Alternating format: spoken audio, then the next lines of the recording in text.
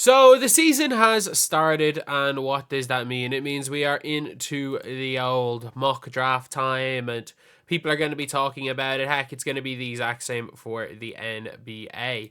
And obviously, we're going to be doing it right now with the Indiana Fever, talking about players that they could potentially go and sign. And if you guys are if you guys are interested in the NBA stuff, subscribe to the Mick Hoops channel. We are right now, we're at 1.2 thousand subscribers right now, which is good. We've gotten over 1,000 subscribers from 34 videos. I'm happy out with that. But yeah, I'm gonna be really going hard on this channel. Nothing today because I am very, very sick right now. But so there's gonna be 2 videos, and I'm probably gonna go live for Game 5. But anyway, let's talk about this. The Fever draft options: pick help for defense, depth, or trade for experience. Indiana, for the first time in a while, the Fever need to practice patience on a draft night. Obviously, this is an article from the Indy Star by Chloe Peterson. So the first player is Janiah Barker. So I'm not as high on Janiah Barker as a lot of people. Like, she's eligible for the draft. She may or may not go. Like, she's a decent power forward. Like, Barker's part of preseason top 5 UCLA team. Like, she's going to be on a good enough UCLA team, to be fair. And she's a much better shooter than Alyssa Smith. That's the one thing. And I do think she fits a little bit better than Alyssa Smith, but like, I still don't think there's a power forward in this draft class that's going to come in and be better immediately than Alyssa Smith. I'd much rather see them go small, like Aaliyah Boston, and find like a 6'3" power forward, because I think you gain more on the, like, I thought they looked really good they looked better last year with Katie Lou Samuelson at the 4. Katie Lou Samuelson can't really move, like, but then they looked with Alyssa Smith at the 4. But her range is going from 2 to 8. She's not going to. That is almost guaranteed to be Kiki Ariafen. Now, Aneesah Morrow is someone that I do actually like for Indiana, because she can't shoot a lick, but she does everything else well. She's a versatile defender. She's going to have to play power forward. Like, it's going to be, and it's also her playing is going to be reliant on Lexi Hull continuing to shoot the ball and Aaliyah Boston developing that 3-point shot. If Aaliyah Boston can become a 35% 3-point shooter, Aneesah Morrow is the best possible player to land on their lap. She is high energy, good attacking the basket, good in the mid-range, and an elite rebounder on both ends of the floor. So she's going to fix a lot. She would fix a lot of Indiana's problems. But I don't think Aneesah Morrow is dropping to 8. The problem is with Aneesah Morrow, though, is she's projected to go anywhere from 3 to 2nd round, just because she cannot shoot at all. And the problem is like, if she can shoot, even in the slightest, if she can shoot a little bit, she's not going to be there at 8. And if she can't shoot, she might be available in 2nd round. Then you've got Maddy Westbeld, who is, I wouldn't really, looking like, she's a bigger forward, I guess. But like, she's injured. And there's also a better North Carolina player right here in Sonia Citron. This is, for me, this is the player you want to draft. Like, Sonia Citron is lights out. She's 6'1". They're saying similar to Lexi Hull. She's a better defender and a better shooter than Lexi Hull. She's a better rebounder than Lexi Hull. She can slot in at that power forward position. Like, the way the league's going, we've seen it in the NBA, like, stretch 4s are going to become a thing. Like, we're seeing it. I know she's not Leonie Febich height, but we're seeing her at times guard 4s. She's got the length. She's going to be a versatile defender. And when you have a true center in Aaliyah Boston, it means there's no ifs, ands, or buts about it. Sonia Citron's playing on the perimeter, and Aaliyah Boston is playing center. I think you go out with that lineup, and what she can do is she can make up for some of the deficiencies in Caitlin Clark's game. The problem is that you do have to run a sort of a defense that might get Caitlin Clark caught guarding post players, but that's something she needs to work on, because she's got the length that she should be able to disrupt that. Sonia Citron, I'm pretty sure when Caitlin Clark, when she won the World Cup, when she was the MVP, I think Sonia Citron was on that team as well, and they were like, the two of them, as far as I'm aware, were the best 2 players. So, like when Sonia Citron or Caitlin Clark averaged 14 points, I think Sonia Citron was on that team. Yeah, she averaged 14. So, like, that USA team that was really, really good back then, like, Caitlin Clark was the MVP, averaging 14.3 points per game. But you had Sonia Citron, who was averaging 13.7. So it's not like there was that big of a difference as far as their impact.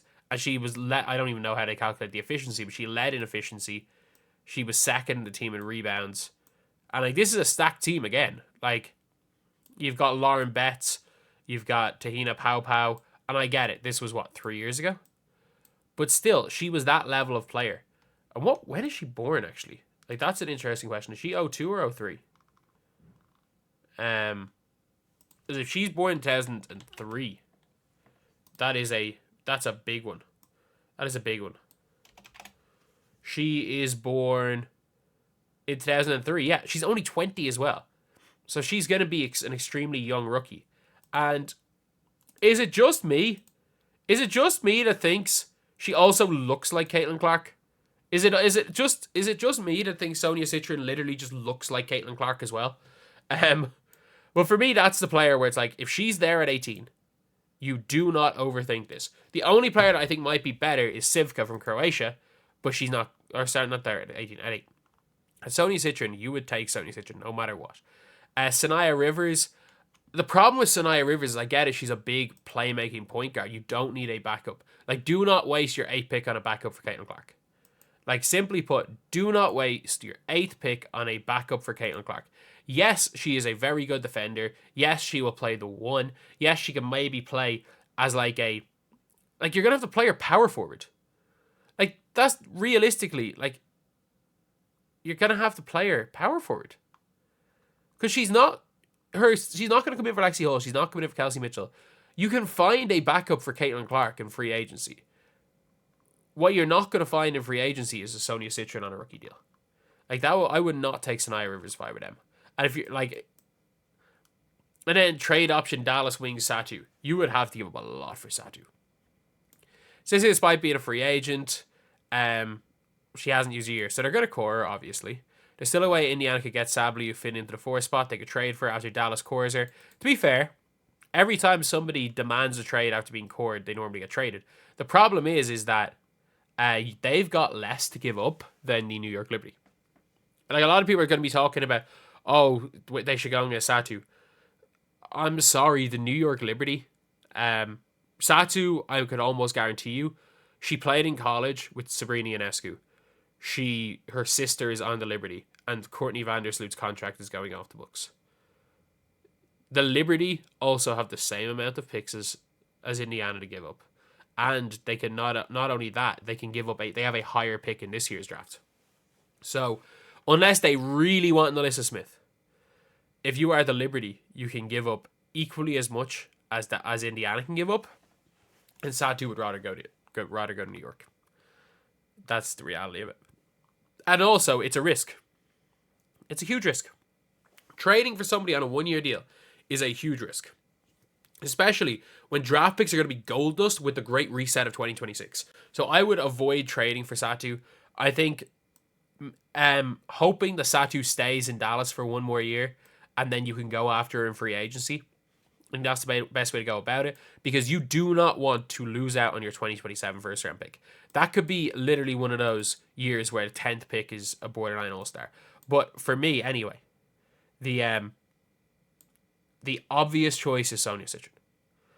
Like, just the way basketball's going, if you're smart about it, you've got a good defender, athlete, good length for a position, and shoots the lights out.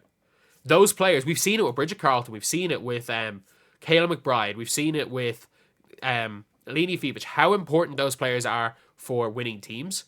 And the what's the names don't have any. They maybe have Lexi Hull, but like most teams in the W don't have any, and that's the problem. Is that this is an archetype in overseas basketball, in the NBA, in every level of basketball that is highly sought after. The problem is that the WNBA are 20 years behind, and Sonia Citron should be, in my opinion, Paige Beckers. I think Sonia Citron is a better prospect than, from what I've seen anyway, she's a better prospect than Kiki or Yaffin, can't shoot a lick. Dominique Malonga has all that potential. I think she's better than Olivia Miles, because Olivia Miles, again, can't shoot a lick. She's a good playmaker, can't shoot a lick. I think she's a better prospect than Aneesah Morrow, because Aneesah Morrow can't shoot at all. And that's the problem, is that the WNBA doesn't seem to realize that not being able to shoot is a red flag in 2024.